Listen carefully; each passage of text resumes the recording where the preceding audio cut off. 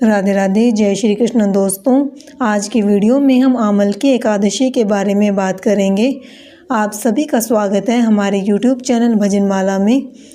आमल की एकादशी, जिसे आंवला एकादशी भी कहा जाता है, फाल्गुन मास के शुक्ल पक्ष की एकादशी तिथि को मनाई जाती है।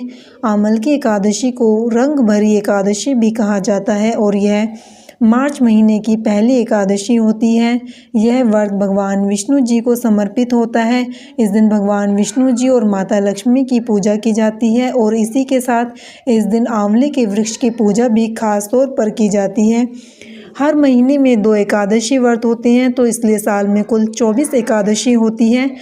हिंदू धर्म में एकादशी तिथि का विशेष महत्व होता है। मान्यता है कि एकादशी का व्रत रखने से पापों से मुक्ति मिल जाती है और जीवन में सुख समृद्धि की वृद्धि होती है। चलिए आइए जानते हैं कि आमल की एकादशी का व्रत कब रखा जाएगा, इसका शुभ मुहूर्त क्या रहेगा, पूजा विधि क्या होगी, व्रत का पारण क्या होगा और इसके पीछे की पौराणिक कथा क्या है। 2025 में मार्च महीने के आमल की एकादशी की व्रत का शुभ मुहूर्त कुछ इस प्रकार से है। फाल्गुन महीने के शुक्ल पक्ष की एकादशी तिथि का आरंभ 9 मार्च 2025 को सुबह 7:44 पर होगा और इस तिथि का समापन होगा 10 मार्च 2025 को सुबह 7:44 पर। तो इसलिए उदय तिथि के अनुसार आमल की एकादशी का व्रत 10 मार्च 2025 सोमवार को रखा जाएगा। पारण का समय रहेगा 11 मार्च 2025 मंगलवार को सुबह 6:11 के से 8:13 के बीच में पारण किया जा सकता है व्रत का। आमल की एकादशी का महत्व। आंवले का धार्मिक महत्व। पौराणिक मान्यताओं के अनुसार आंवले के वृक्ष में भगवान विष्णु जी का वास होता है, इसलिए इसकी पूजा से श्री हरि की कृपा प्राप्त होती है। मान्यता के अनुसार इस दिन भगवान श्री हरि विष्णु जी की पूजा और व्रत करने से सभी पापों का नाश हो जाता है और मृत्यु के बाद मोक्ष की प्राप्ति होती है। जो लोग आमल की एकादशी का व्रत करते हैं उन्हें सैकड़ों तीर्थों और अनेक यज्ञों के समान पुण्य मिलता है। आमल की एकादशी के दिन व्रत और पूजा करने से जीवन के सभी दुख दूर हो जाते हैं, जिससे सुख समृद्धि मिलती है। आमल की एकादशी की पूजा विधि कुछ इस प्रकार से है। प्रातःकाल सुबह स्नान आदि से निवृत्त होकर साफ सुथरे कपड़े धारण करें। उसके बाद भगवान विष्णु जी की प्रतिमा स्थापित कर जल, अक्षत, फल, फूल, दीप, धूप आदि से पूजन कीजिए। आंवले के वृक्ष को गंगा जल, फूल, अक्षत, रोली आदि अर्पित कीजिए। भगवान विष्णु को तुलसी, फल, मिष्ठान आदि का भोग लगाएं। मंदिर में घी का दीपक प्रज्वलित करें। संभव हो सके तो आमल की एकादशी का व्रत रखना चाहिए और व्रत लेने का संकल्प करें। आमल की एकादशी की व्रत कथा का पाठ करें। आमल की एकादशी की व्रत कथा का पाठ करने के बाद आमल की एकादशी की भगवान विष्णु जी के मंत्रों का भी जाप करते रहना चाहिए। ओम नमो भगवते वासुदेवाय मंत्र का जाप करें। पूरी श्रद्धा के साथ भगवान श्री हरि विष्णु और माता लक्ष्मी जी की आरती करें। प्रभु जी को तुलसी दल सहित भोग लगाएं। अंत में क्षमा प्रार्थना करें। मंत्रों का जाप करते रहें और प्रभु जी को तुलसी दल सहित भोग लगाएं। पूजा में हुई जाने अनजाने में कोई गलती हुई हो तो क्षमा प्रार्थना मांगे और आशीर्वाद लेकर पूजा समाप्त करें। द्वादशी तिथि को ब्राह्मण या जरूरतमंदों को भोजन कराकर व्रत का पालन कीजिए। इस प्रकार से आमल की एकादशी की पूजा की जाती है। आमल की एकादशी पर दान पुण्य करने से विशेष पुण्य की प्राप्ति होती है। इस दिन कुछ विशेष चीज़ों का दान करना अत्यंत शुभ और फलदायी माना जाता है। आमल की एकादशी पर हम इन चीज़ों का दान कर सकते हैं। आंवला।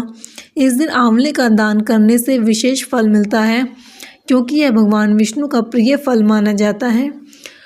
अनाज में हम चावल, गेहूं, दाल ये सभी ज़रूरतमंदों को दान कर सकते हैं।